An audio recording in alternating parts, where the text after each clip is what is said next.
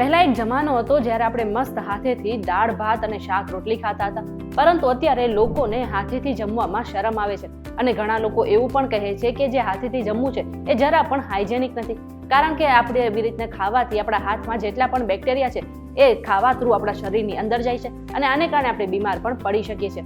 આ જ માટે અત્યારે ઘણી બધી પ્રકારની ચમચીઓ આવી ગઈ છે, ઘણી ફોક અને સ્પૂન અને ઘણી બધી કટલેરીઝ પણ આવી ગઈ છે.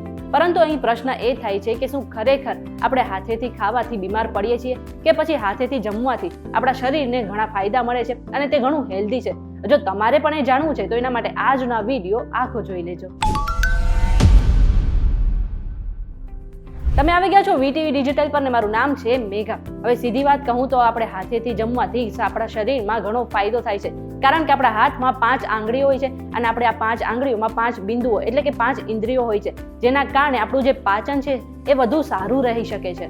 જેમ કે અંગૂઠો જે છે એ અગ્નિ સાથે સંકળાયેલો છે, એ પછીની તર્જની આંગળી વાયુ સાથે જોડાયેલી છે, મધ્યમ આંગળી જે છે એ આકાશ એટલે કે અવકાશ સાથે જોડાયેલી છે અને ત્રીજી આંગળી અનામિકા એ પૃથ્વી સાથે જોડાયેલ છે અને ટચલી એટલે કે છેલ્લી આંગળી જલ એટલે કે પાણી સાથે જોડાયેલી છે.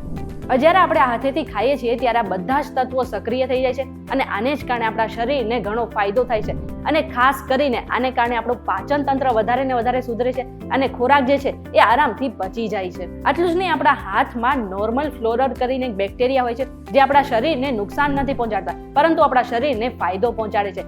એટલા જ માટે જે પર્યાવરણમાં જેટલા પણ ખરાબ બેક્ટેરિયા છે એનાથી આ જે નોર્મલ ફ્લોરર બેક્ટેરિયા છે એ આપણા શરીરને બચાવે છે. એટલા માટે આપણે હાથેથી ખાવું ખૂબ જ જરૂરી છે, પરંતુ ખાસ ધ્યાન રાખવું કે હાથેથી જમતા પહેલા આપણે એક વખત આપણા જે હાથ છે એને સારી રીતે પ્રોપર રીતે સાફ કરી લેવા જોઈએ. આ સિવાય જો હાથેથી જમવાના બીજા ફાયદા વિશે વાત કરીએ તો આપણું જે બ્લડ સર્ક્યુલેશન છે એ પણ વધારે સુધરે છે. હવે જ્યારે પણ આપણે હાથેથી જમીએ છીએ ત્યારે આપણે હાથની માંસપેશીઓ અને જેટલા પણ કોષો જે છે એની કસરત થાય છે અને આને જ કારણે આપણું જેટલું પણ બ્લડ સર્ક્યુલેશન છે, રક્ત પરિભ્રમણ છે એ વધારે ને વધારે સુધરે છે. આ સિવાય વૃદ્ધો માટે હાથેથી જમવું ખૂબ જ ફાયદાકારક છે, કારણ કે જ્યારે પણ તેઓ હાથેથી જમે છે ત્યારે તેમની હાથની હલનચલન થાય છે અને આને જ કારણે તેઓ સંધિવાના રોગથી પણ બચી શકે છે.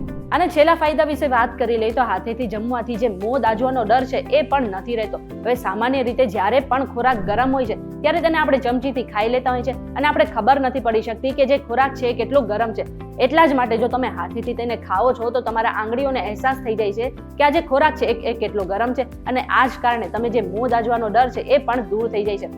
પણ ખાસ ધ્યાન રાખજો કે હાથેથી જમતા પહેલા તમારે એક વખત હાથ જે છે એ ચોક્કસથી પ્રોપર રીતે સાફ કરી લેવા જોઈએ. હવે આપણે જ્યારે પણ કંઈ કામ કરીએ છીએ ત્યારે ઘણા બધા બેક્ટેરિયા જે છે એ આપણા હાથ પર ચોંટી જતા હોય છે અને આને જ કારણે જ્યારે આપણે જમીએ છીએ ત્યારે એ બેક્ટેરિયા આપણા ગળામાં અને આંતરડામાં પહોંચી શકે છે અને આ કારણે આપણે બીમાર પણ પડી શકીએ છીએ. એટલા માટે ક્યારેય પણ તમે જ્યારે હાથેથી વસ્તુઓ કોઈ ખાતા હો એ પહેલા તમારે જે હેન્ડવોશ છે તેનાથી તમારા હાથને ચોક્કસ રીતે સાફ કરવા જોઈએ. આ બધી જ માહિતી અમે રિસર્ચ દ્વારા એકઠી કરી છે અને કોઈ પણ સ્વાસ્થ્ય સંબંધિત સલાહ માટે તમારે એક વખત ડોક્ટરની સલાહ ચોક્કસથી લેવી જોઈએ. આ વિડીયો તમને કેવો લાગ્યો કમેન્ટ કરીને જરૂરથી જણાવી દેજો અને આવા જ વિડીયોઝ જોવા માટે અમારી ચેનલ સાથે જોડાયેલા રહેજો.